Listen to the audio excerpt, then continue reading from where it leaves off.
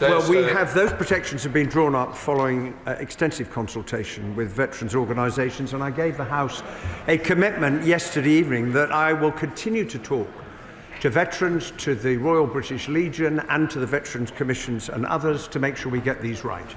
Sir Hall. Thank you, Mr. Speaker. My constituents Colin and Wendy Parry, whose 12-year-old son Tim, along with 3-year-old Jonathan Ball, were murdered in the 1993 Warrington bombing, and they've waited over 30 years for justice. Will the Secretary of State ensure that the government acts on the extracts of the Shawcross report and the 2018 Northern Ireland APPG recommendations and work across government to deliver justice for Libyan-sponsored IRA terrorism? And will he meet with me to discuss these matters? Secretary of State.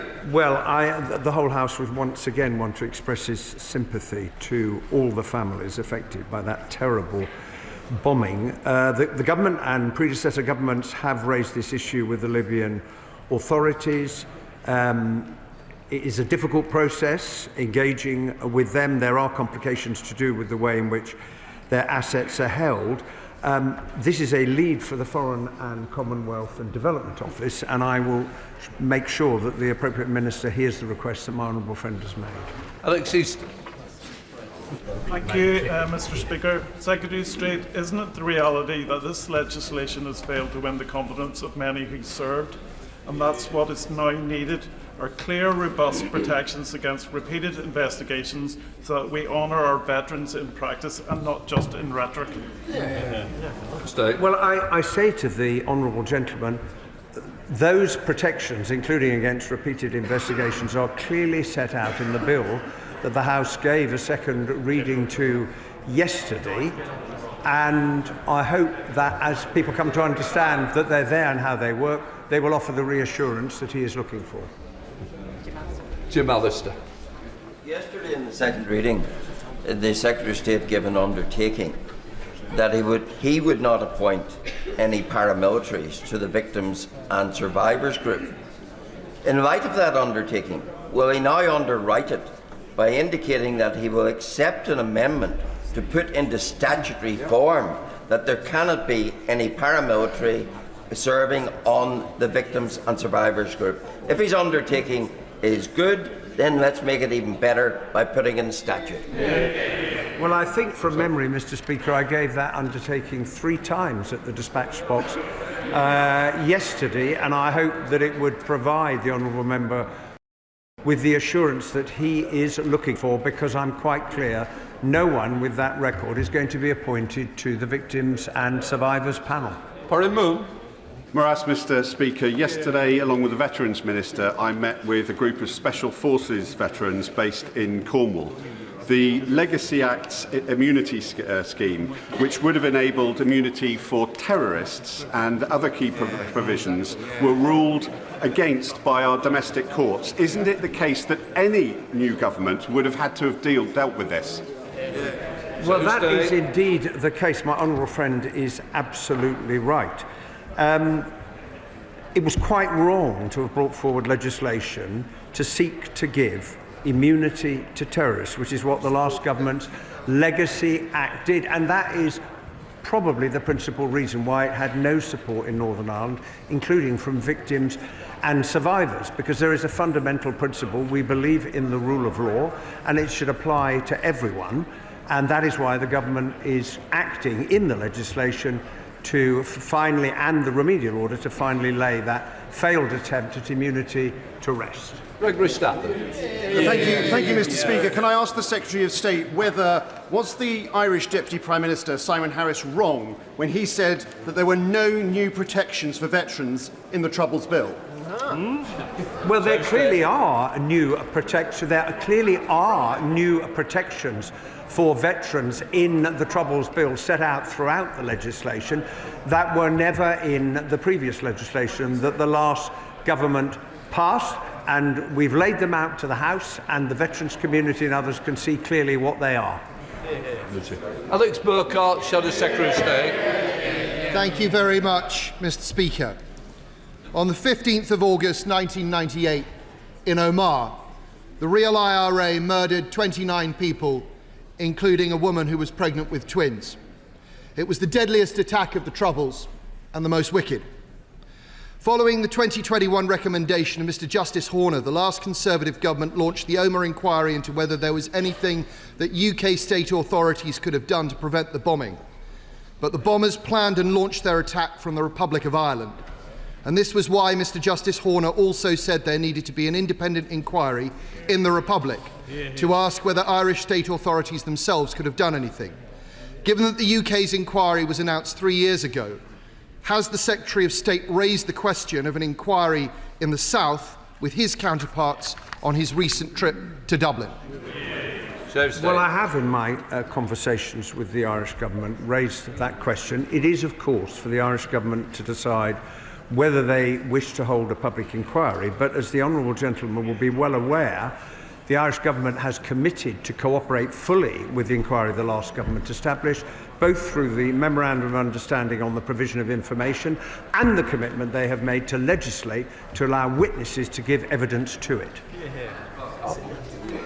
Now, look, I thank the Secretary of State for his answer, and I am aware that the Republic is sharing information with our inquiry. But the Secretary of State will be aware that the OMA inquiry is only capable of answering questions about what UK state authorities did and did not do. But 4 years ago, Mr Justice Horner said that there needed to be a parallel inquiry in the South. The victims and families recognise it. Does the Secretary of State recognise it? Well, I recognise both what the judge said in his judgment 4 years ago, and I strongly support what the last government did to establish a public inquiry. But it is a matter for the Irish government to make that decision. But I hope that with the cooperation, unprecedented cooperation, that the Irish government has undertaken to give to the inquiry, it will provide absolutely vital information for the inquiry to get to the bottom of what happened. Paul Kelly, Liberal Democrat spokesperson. Thank you, Mr Speaker. As I hope the Secretary of State knows, my party and I are hugely supportive of his efforts to move beyond the Tories' failed Legacy Act, provided the legitimate concerns of our veterans are fully met. Can the Secretary of State detail specifically, either now or in writing later, with which veteran groups he has consulted on the wording of the bill, and which ones have currently expressed acceptance of the bill as currently drafted? Well, I will very gladly, if I may, write to the honourable gentleman to set out the veterans' organisations that the government, myself, the Defence Secretary and the Armed Forces Minister have engaged in drawing up those protections, and I've already indicated to the House the groups we will continue to talk to as we take that work forward. Matt Tobin. Question number 5, please, Mr Speaker. The government's new partnership with the EU aims to deliver a broad range of economic benefits for Northern Ireland, including smoothing flows of trade, protecting the UK's internal market, reducing costs for businesses and benefiting firms who move agri-food and plants from Great Britain to Northern Ireland. Matt Tobin. Thank you, Mr Speaker, and I thank the Secretary of State for his answer. Does he agree with me that aligning safety standards and cutting red tape for checks and paperwork is precisely the kind of support for growth and trade that this government promised to deliver for business when it was elected last year? Well, I do agree with my honourable friend on that, and that is why the partnership agreement reached with the EU back in May was so widely welcomed in Northern Ireland, particularly by those in the agri-food sector, because as we take that forward and turn it into a full SPS agreement, it will bring enormous benefits to firms that are moving those products across the Irish Sea from Great Britain to Northern Ireland. Robin Swan. Which, Mr Speaker, come the 1st of January, veterinary medicines in Northern Ireland will be reduced by 40% according to the current suppliers over there. What steps is the government taking to ensure the supply of veterinary medicines into Northern Ireland, which ensure animal health but also have a link into human health as well? Well, as the honourable gentleman will be aware, we've had the Veterinary Medicines Working Group. We've been working very closely with the industry. We have set out 2 schemes, the Veterinary Medicines Health Situation Scheme and the Veterinary Medicines Internal Market Scheme, drawing on the cascade, and we are confident that that will ensure the continued supply of veterinary medicines from the 1st of January to vets and farmers and others who need them. Joe White. Question number 7, Mr. Speaker.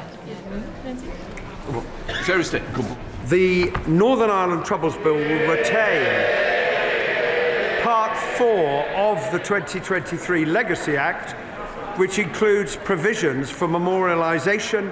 I would welcome views and suggestions on how to take this forward, including on whether any new memorials should be established. Joe White. On the 5th of April 1979, an IRA sniper fired an armoured vehicle as it entered Anderstown RUC station, killing Blues Royal Serviceman Anthony Dykes. My constituent, whose mother, Kathleen, now aged 94, has never let his memory go. She told me her son is a forgotten soldier. There are monuments for soldiers killed in Afghanistan and Iraq, but nothing for those who served in Northern Ireland. Kathleen is now very frail. I am her voice today, asking government to commit to a national memorial. Well, first of all, could I express on behalf of the whole House our condolences to her on the loss of her son all those years ago. I would say that the names of those service personnel who died on deployment to Operation Banner are rightly listed on the Armed Forces Memorial at the National Memorial Arboretum as a lasting record of their sacrifice, and I don't know whether my honourable friend's constituent has had a chance to visit there. Perhaps it's something she might like to facilitate. Father of the House, Sir Edmund Lee.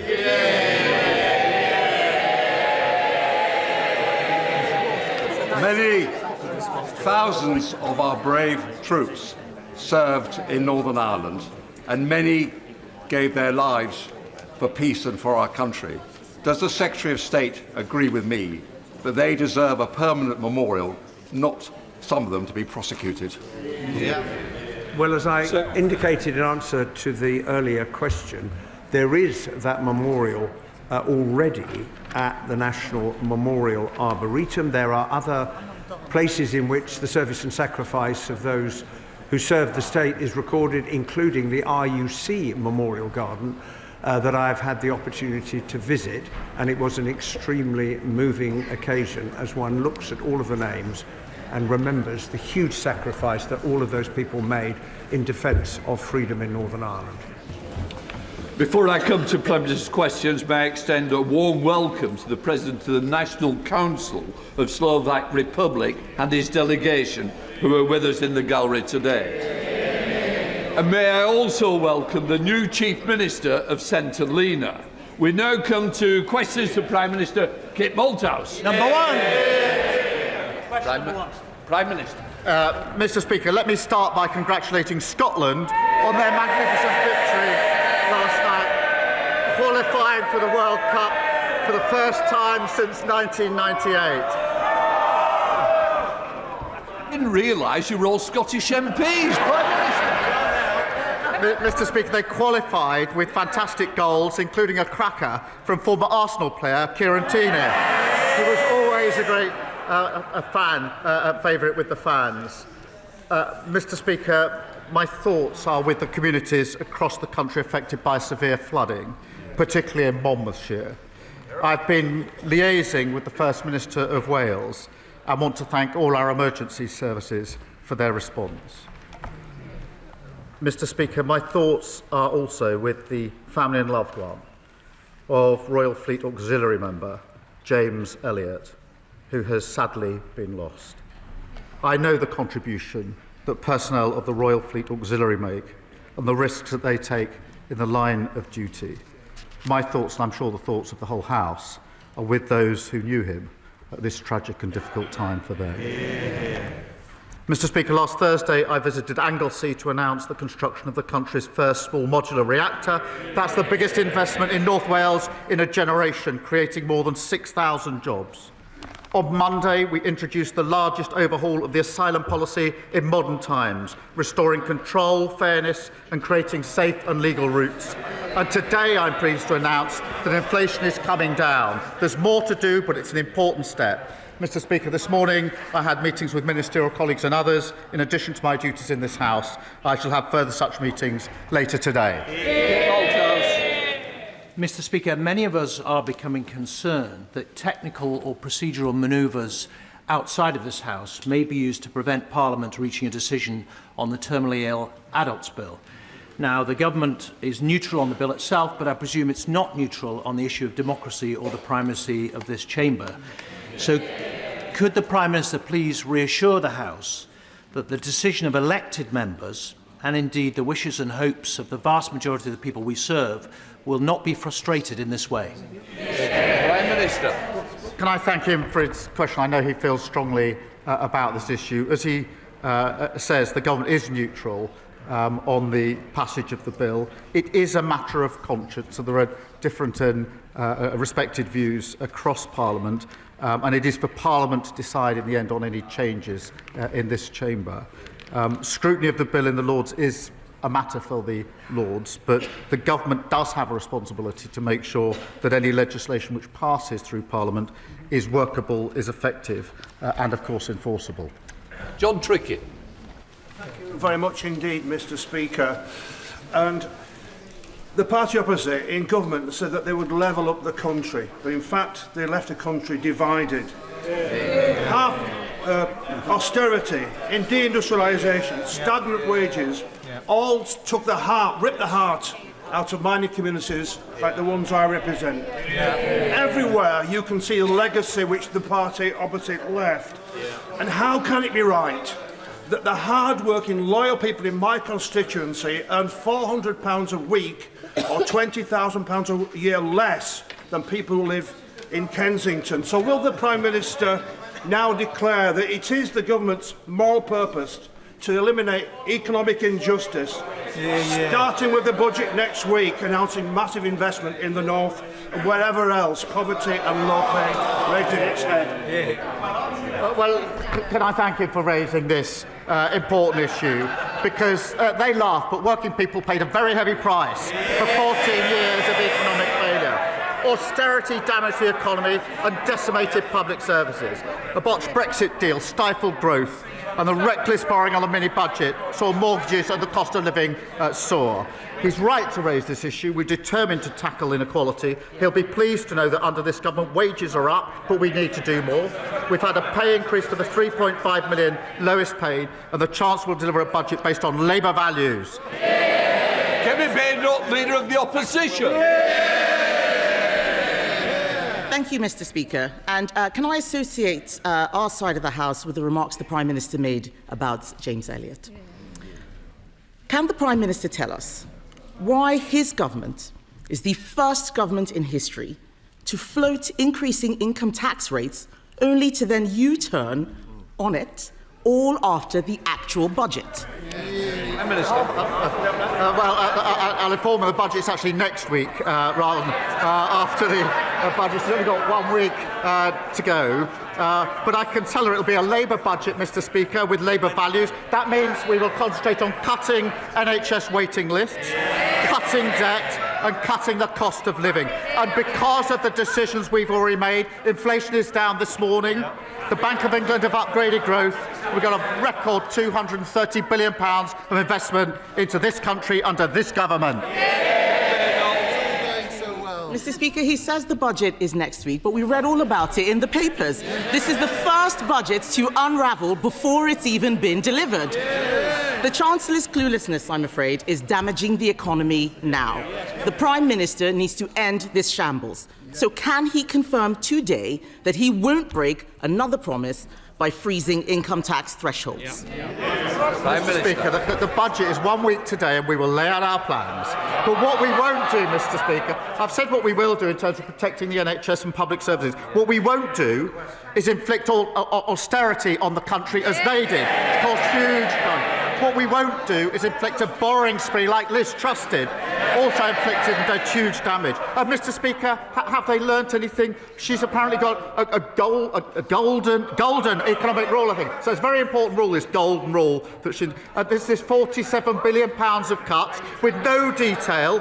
No wonder the Institute of Government says they're on very shaky foundations. They haven't listened and they haven't learned. Mr. Speaker, it is quite clear that they are going to freeze thresholds. We didn't get a clear answer from them, but this is really important. Because in her budget speech last year, the Chancellor said, and I quote, "I am keeping every single promise on tax that I made in our manifesto. So there will be no extension of the freeze in income tax and national insurance thresholds." Why was freezing thresholds a breach of the manifesto last year, but it isn't this year? Mr. Speaker, every week she comes along and speculates and distorts. Last year, Mr. Speaker, last year they predicted recession. And what did we get? The fastest growing economy in the G7 in the first half of the year. They opposed NHS investment, and what did we get? 5 million extra appointments in the first year of a Labour government. They tried growing the economy with millions on NHS waiting lists, with our schools crumbling and holes in our road. It didn't work. What do they want to do now? Go back to the same failed experiment. Mr. Speaker, he talks about speculation. The only people who've been speculating are his government every single day for the last 3 months. And he mentioned inflation in his last answer. Inflation has nearly doubled since they came into office. He wants a round of applause because it's come down a little bit. I will remind him that food inflation is up 4.9%. That is making life miserable for all of those people out there. But let's go back to thresholds, because this is important. When the Chancellor made that promise to unfreeze the thresholds, it wasn't an off-the-cuff comment. She said it on the floor of this House in her budget speech. That was a deliberate statement of government policy. So if she breaks such a clear promise, how can the public trust a word that she says next week? Mr. Speaker, she talks about inflation. It went to 11% on that. 11%. And the country is still paying the price. Inflation is down this morning, wages are up, and we've had 5 interest rate cuts, and that's because our fiscal rules are ironclad. And the Leader of the Opposition and the party opposite have no credibility on the economy. She was Treasury Minister during the worst decline in living standards on record. And she said that Liz Truss got the mini-budget 100% right. Not much room for flexibility there. 100%, that's pretty full marks, Mr. Speaker. She might want to tell us if that's still her position, 100% right for Liz Truss. Mr. Speaker, I was Treasury Minister at the height of the pandemic. We cleaned up that mess. Maybe he could clean up some of his own mess. And I'm going to repeat what the Chancellor said, because it's quite clear that the whole front bench has forgotten. She said, "I have come to the conclusion that extending the threshold freeze would hurt working people. It would take more money out of their pay slips, and yet that's what they're planning to do next week." And all of this speculation is having real-world consequences. Just this morning, the UK chair of ExxonMobil said, and I quote, "The government needs to understand that the whole industrial base of the UK is at risk unless they wake up and realise the damage their economic policies are doing." Mr. Speaker, can the Prime Minister tell us, is the loss of UK industry the price the country has to pay for having a clueless Chancellor? Mr. Speaker, let me just say about ExxonMobil, it is a difficult time for the workforce there, and we must focus on supporting them. We've been meeting the company for over 6 months and explored every possible reasonable avenue. They've been facing losses for the last 5 years. It's best to do the detail before you chunter. And they're currently losing £1 million a week. But she talks about policy and approach. On energy policy, she follows reform. On the European Convention, she follows the man who wants her job. And when her shadow minister said we should deport people lawfully here to achieve cultural coherence, She pretended that it didn't happen. I could go on. She was the Trade Secretary that didn't sign any trade deals. Cheerleader for the mini-budget, cheerleader for open borders, and when they were crashing the economy, botching Brexit and running down the NHS, she was right at the centre. She hasn't got an ounce of credibility. Mr. Speaker, on energy policy, what we are doing is listening to industry. What happened, I had a round table. Ms Slinger, please. We don't want to have to sling you out.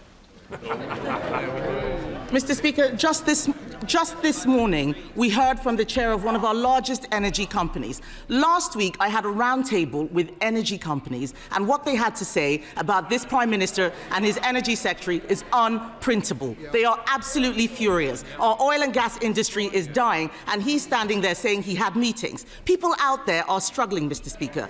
The budget chaos is causing real anxiety. People aren't buying houses, businesses aren't hiring, and they are cancelling investment decisions.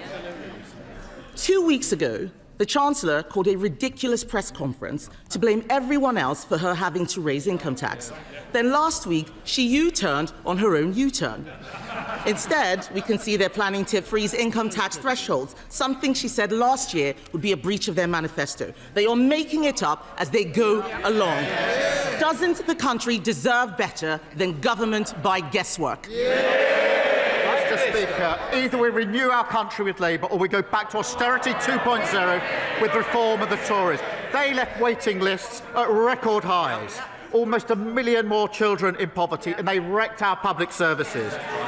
She comes here to talk down the country. We're turning the page. More NHS appointments, free breakfast clubs, free childcare, more homes and better public services. That's what we're fighting for, a Britain built for all. Lord Hatton. Mr. Speaker, standing in the heart of Weymouth, the Rectory is an iconic building. Formerly a theatre, once a bustling cinema and then a popular pub as well. And yet for more than a decade this building has stood empty. We want to turn this building into a thriving centre for arts and culture, hosting exhibitions and celebrating everything that makes Weymouth unique. So will the Prime Minister work with me and all the key players on the ground to revitalise the Rectory and reopen this fantastic building for our town? Prime Minister. Well, my honourable friend is a brilliant champion for South Dorset, and he's right to champion revitalising our high streets. The Minister for Heritage would be delighted to discuss how we can get this iconic building reopened as he wants. I'm pleased that Weymouth secured £20 million in Pride in Place funding, giving his community the power and resources to make a real difference to people's lives. Sir David, Leader of the Liberal Democrats. Thank you, Mr. Speaker. Can I associate myself with the Prime Minister's opening remarks? And can I also join with him in congratulating Scotland on their amazing win against Denmark and wish them well in the World Cup? And can I also say I hope Wales soon qualifies to join England and Scotland? But Mr. Speaker, every year there are more than 300 suicides related to problem gambling. It affects hundreds of thousands of families, tearing them apart. Meanwhile, online gambling firms are taking in record revenues of over £7 billion a year. Now, ITV News are reporting that one of them, Sky Bet, is moving its headquarters to Malta so it can save tens of millions of pounds in corporation tax. Does the Prime Minister agree with me that it's time that we tax them on their UK profits so these online gambling firms don't escape wherever they are registered for tax? Prime Minister. But can I join him on wishing Wales well and Northern Ireland? I'd like to see all 4 nations in the finals. But look, he raises the really important issue of suicide, and it's Men's Health Day, and it is really important. And I think the whole House would want to work together on anything that can prevent suicide. I think if all of us think about individuals we may know who lost their lives through suicide, it's something that touches almost every one of us and all of our families as well. We will, of course, look at the link between suicide and gambling and take whatever measures we can to reduce suicide. It's a very important issue. Sir David. For his reply, and we look forward to the government coming forward with action on that. On another domestic matter, Mr. Speaker, next to the River Cherwell in Oxfordshire, a field is now covered in an enormous mound of rubbish, 150 metres long and up to 12 metres high. The water is now lapping against the waste and carrying it into the river. It's just one of many sites, Mr. Speaker, where organised criminal gangs are illegally dumping their waste onto our countryside and getting away with it. This is a shocking environmental emergency. So will he instruct the Environment Agency to clean it up now? Firstly, these are utterly appalling scenes. Utterly appalling. A criminal investigation, as he knows, is underway, and specialist officers are tracking down those responsible. The Environmental Agency, in answer to his question, will use all available powers to make sure that the perpetrators cover the cost of the clean-up, which must now follow. We have boosted the Environment Agency's budget for tackling waste crime by 50%, given councils new powers to seize and crush fly tippers' vehicles, and lawbreakers can now face up to 5 years in jail. Dominic. Thank you, Mr. Speaker. Immigration is the #1 issue on doorsteps of Bristol North East. Most people will ask me about it. They want a firm, but also a fair approach, but have been let down over many years. Controlling our borders and knowing who comes is essential, not least to integration. Mr. Speaker, what can the Prime Minister say to my constituents in Bristol North East that will give them assurance that the reforms that the Prime Minister and the Home Secretary are proposing, which I support, will be firm, but will also be fair? Prime Minister. I'm proud, Mr. Speaker, to lead an open, tolerant, generous country. To maintain that principle, we must restore order and control, fix the utterly broken system left by the party opposite, and end the division that others seek to exploit.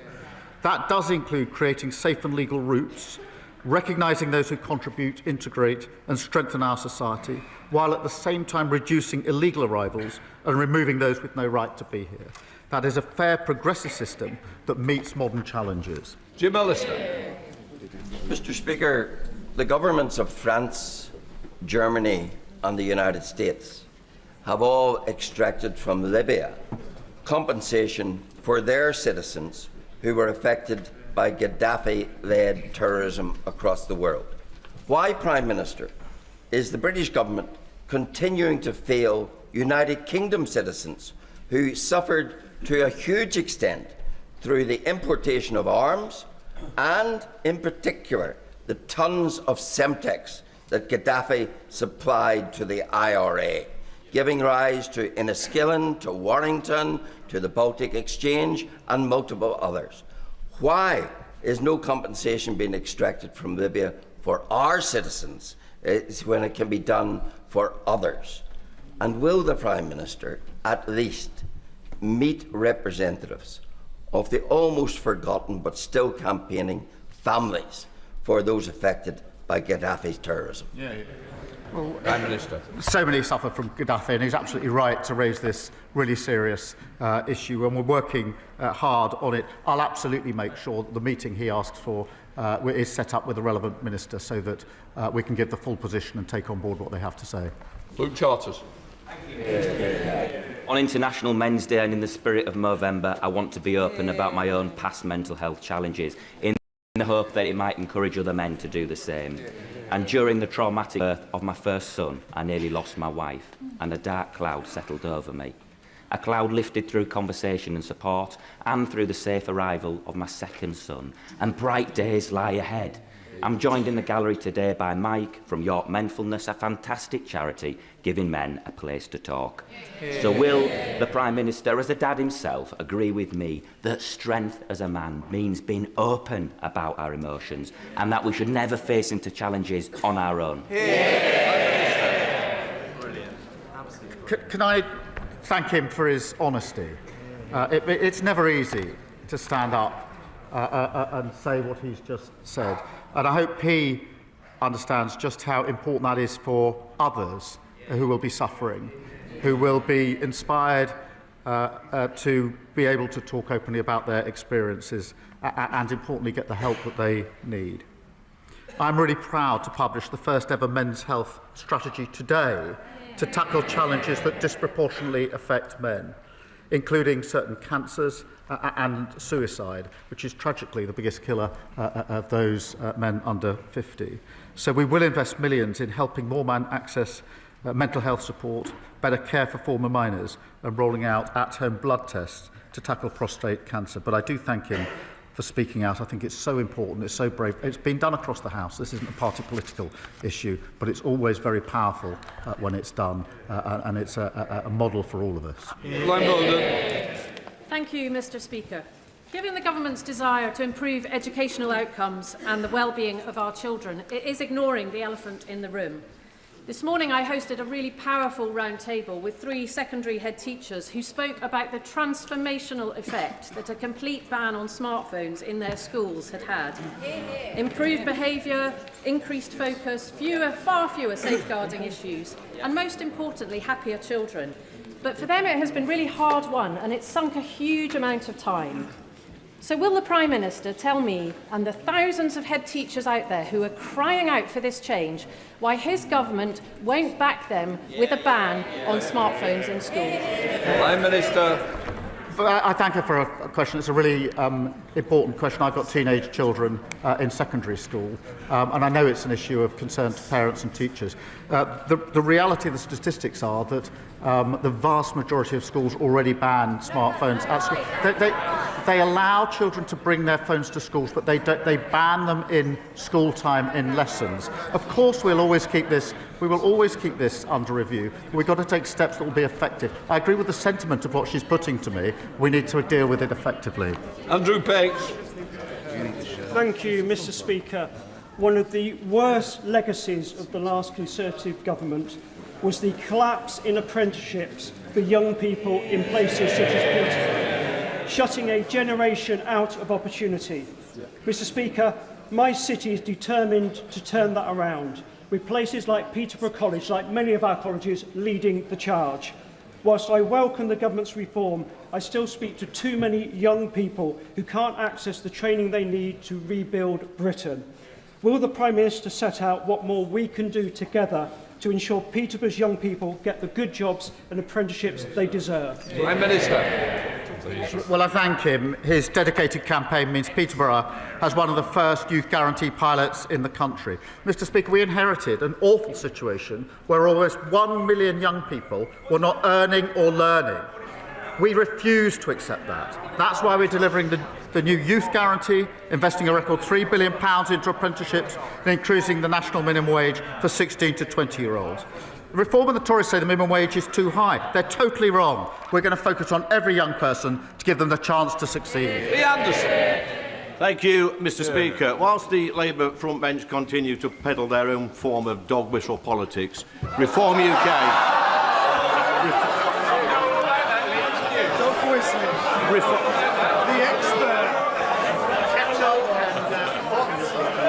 Reform UK are cracking on with the day job. Our reform-led councils are reform... Can I just say, you might say it's the way he tells them, but it might be worse. It's the way I tell them. Lee Anderson. Thank you, Mr. Speaker. Our reform-led councils have already identified savings of over £330 million in the first 6 months. And the Prime Minister may shake his head propped up by these gullible backbenchers, but here's the challenge.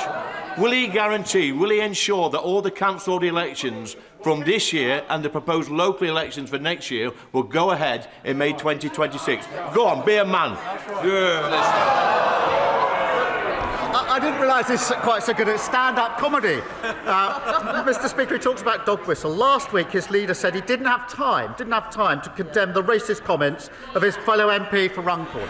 He also said he didn't have time to condemn his party calling children in care evil. He didn't have time. I wonder if you can ask his leader next door to him whether he's got time for his explanation for the stories in today's papers.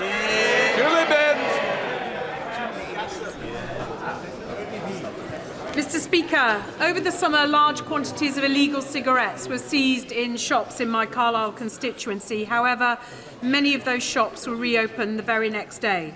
Does the Prime Minister agree with me that we have to make it easier for these shops to be closed down permanently so we put out of business forever these criminal networks? Prime Minister. Can I thank her for raising this? Because there's been a surge in response to illegal shops selling products they shouldn't be selling and not paying their taxes. It's very important. Raids in October, Mr. Speaker, saw over 900 arrests, almost £11 million of criminal profits were seized, and almost £3 million of illegal gear was destroyed. We need to go further to protect our high streets. That's why we're giving councils powers to prevent certain shops from even opening, supporting them to deal with unwanted shops, and through the tobacco and vapes bill, cracking down on rogue retailers who break the law. Josh Bumble. Thank you, Mr. Speaker. Eastbourne resident Pam was given a cheque for £125,000 by her terminally ill partner, which she went on to cash in. But an error by the bank, Barclays, meant that only £125 was deposited. Barclays admitted the error and then said that they will compensate her for £250 for the inconvenience caused. What? Will the Prime Minister work with me to ensure that Barclays Bank pays Pam the compensation that she needs and deserves? And while we're here, will he commit to imposing a windfall tax on the banks like Barclays on their excess profits to bring bills down for residents struggling? Prime Minister. The case of his constituent Pam is staggeringly bad, absolutely terrible. If he could provide me with the full details of it, I will make sure that the government joins him in doing whatever we can in relation to his constituent. And before I sit down, may I take a moment to send my warmest congratulations to the honourable member on getting engaged, I think, on Thursday. The proposal, I think, was right here in Parliament. You never know what you might find in this dispatch box. But on behalf of my party, and actually I'm sure the whole House, can I wish him and Connor a lifetime of happiness. Connor Naismith. Thank you, Mr. Speaker. Crewe Railway Station is the gateway to the north and indeed the shop window for my constituency, with an average annual footfall of 4.5 million people. I am working with Cheshire East Council on ambitious plans for Crewe 360 to deliver much needed investment into the station and into the land around the station, and we want to adopt the Railway Industry Association's Station Investment Zone proposals, which could deliver much needed improvements in transport, housing, regeneration and economic growth. Does the Prime Minister agree with me that Crewe would make a perfect pilot for these proposals? And will he agree to work with me to bring government departments around the table so that we can make these plans a reality? Minister. Well, I thank him for his question. Because of our actions, Mr. Speaker, house building near stations like Crewe will now be a default yes.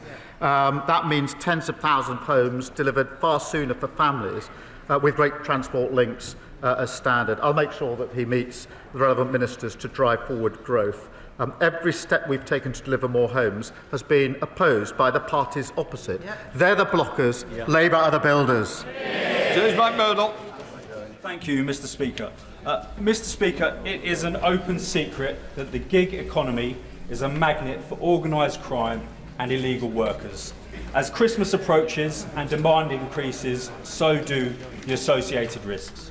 Will the Prime Minister please explain why enforcement in this area is so low and what he will do to restore order? Well, we're delivering a record crackdown on illegal working in the gig economy, expanding the right to work and facial recognition checks, which are really important. We're also introducing a new criminal offence of trespassing with intent to commit a crime through the Place and Criming Bill. Mr. Coteau. Thank you, Mr. Speaker. Based on the reactions to care or remember, but every day I see the cost to my constituents in Bournemouth West of years of cuts to public services. Youth services gone, neighbourhood policing decimated, no NHS dentist appointments. So can the Prime Minister confirm there will be no return to austerity under this Labour government? I certainly can. But the austerity that they imposed on the country destroyed our public services, and we're still paying the price. We'll be cutting waiting lists, cutting the debt and cutting the cost of living. Fair choices to secure Britain's future, not a return to the failure of the party opposite. Jack Rankin. Thank you, Mr. Speaker. The Prime Minister has expressed sincere regret for appointing David Colgan to the Independent Football Regulator. Will he now put on record the full amount Mr. Colgan has donated to his leadership campaign and his party, any hospitality he's received, and whether he declared these interests before appointing him? Prime Minister. They were all declared properly. Not the amount. Mr. Speaker, this Friday we commemorate the 51st anniversary of the Birmingham pub bombings, in which 21 people lost their lives in what is still the largest unsolved murder in our history. The families do not believe that the approach set out by the government will discover the truth and that only a public inquiry will do. Can we now have the meetings in order to hear the families' concerns direct and agree an approach that will command not just confidence but will find the truth of who bombed Birmingham? Prime Minister. Well, can I extend my deepest sympathies that remain with the bereaved and survivors of the horrific pub bombing in Birmingham in 1974. We do believe the most appropriate route is through the Independent Commission for Reconciliation and Information Recovery, but Honourable Friend has raised this issue directly with me, and of course I'll make sure that the relevant meeting is set up so that he and the families can put their point of view for us to consider. Mr. Speaker, you and the Chamber will be well aware that I represent the biggest and most remote constituency in the UK. And I'm bound to say, Mr. Speaker, that in it, bank branches are becoming rarer than sightings of the Loch Ness Monster. We have no banks at all in the huge county of Solent. Now, we have legislation that provides for access to cash, but what we don't have is legislation that provides for face-to-face banking services. So I'd be deeply grateful if the Prime Minister would ask the Treasury to meet with me to discuss how we might update the Financial Services and Markets Act to include some form of access to cash provision that would preserve face-to-face banking for my constituents and other remote areas. Mr. Speaker, I know how important face-to-face banking is to local communities. As he knows, we're rolling out banking hubs. Decisions over location are taken independently, but they should be rolled out wherever there is a need for one. And of course, there's more to come. I will, in answer to his question, make sure that he gets the meeting that he requests so that we can have a look at the proposal. Abdul Khan. Thank you, Mr. Speaker. As the Prime Minister is aware, November marks Islamophobia Awareness Month. This Labour government has shown a steadfast commitment to supporting Muslim communities, particularly through consulting on the definition of Islamophobia. Given anti-Muslim hate is at record levels in the UK, can the Prime Minister outline the steps this government will take to tackle a rising level of racism, xenophobia against the Muslims in Britain? Minister. Can I thank him for raising this important issue? He's always been a strong champion on this. Anti-Muslim hatred is abhorrent, Mr. Speaker, and has no place in our society.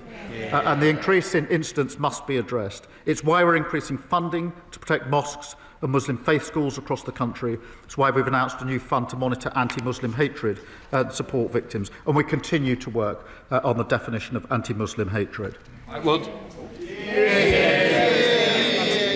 Thank you, Mr. Speaker. Everyone who cares about media independence and freedom will be relieved that Redbird have recognised that they cannot run the Telegraph. But there are serious concerns that they will burden the paper with unsustainable debt if the title is sold for less than £500 million. So will the Prime Minister step in to prevent this from happening and enable a sale at a lower price if necessary, without this toxic debt burden? Prime Minister. Well, he raises a serious issue. I'm not quite sure what he's asking the government to do. To step in and nationalise it, I don't think would be the right thing. Whereas, Mr. Speaker, on the 5th of March at the dispatch box, the Prime Minister said these words: "We do recognise Cornish national minority status, not just the proud language, the history and the culture of Cornwall, but its bright future. Since then, I've repeatedly asked ministers for Cornwall's unique place on this island to be recognised through devolution.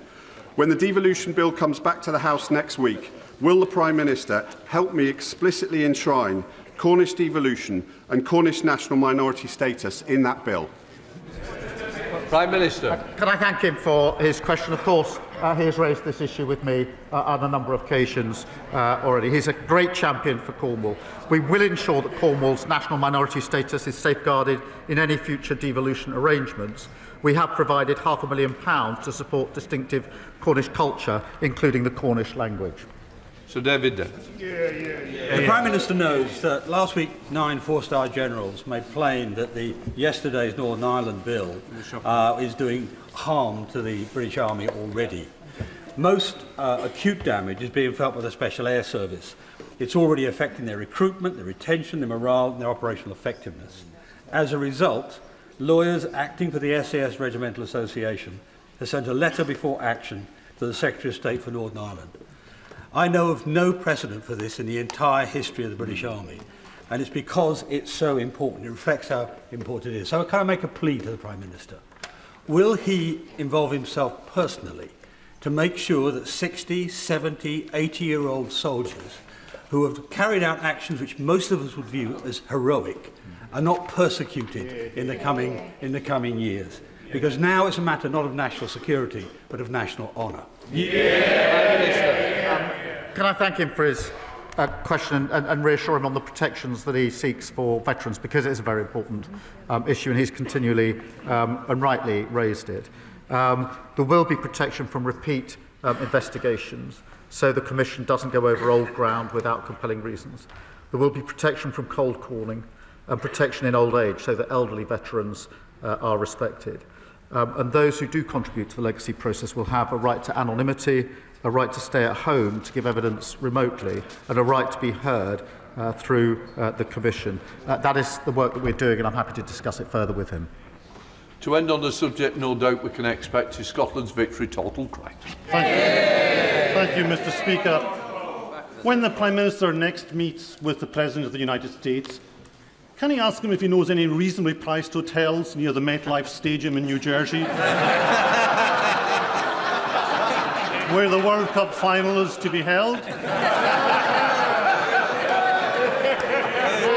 And as we are about to provide the biggest boost to whisky exports since our trade deal was signed, can he ask the Chancellor to gently consider excise duties next week so we Scots can continue celebrating at reasonable prices? Prime Minister. I thank him for his question. On the question of whisky, it is important that we do everything we can to support whisky. I'm really pleased with the progress we're making with the United States and, of course, with India as well under the trade deal. I'll continue to discuss what more we can do with him. That completes Prime Minister's questions.